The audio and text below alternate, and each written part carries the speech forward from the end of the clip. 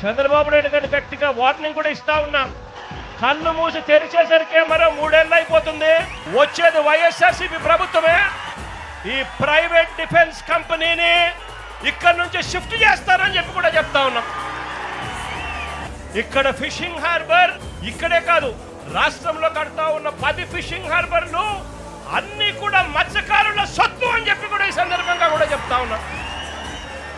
దీన్ని ఎవ్వరూ కూడా వాళ్ళ దగ్గర నుంచి తీసేయలేరు. చంద్రబాబు కాదు కదా, వాళ్ళ తాత కూడా తీసేయలేదని చెప్తా ఉన్నాను.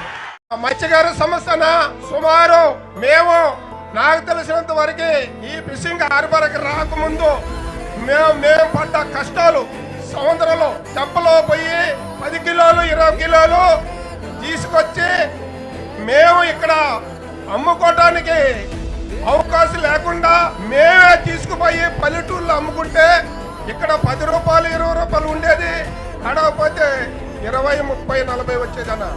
ఇప్పుడు మనకి మన హారుబారు జోలుదిన్న హారుబారు మీ దయ వల్ల ఇక్కడ కట్టిన దానికి ఎంతో సంతోషపడుతున్నామన్న.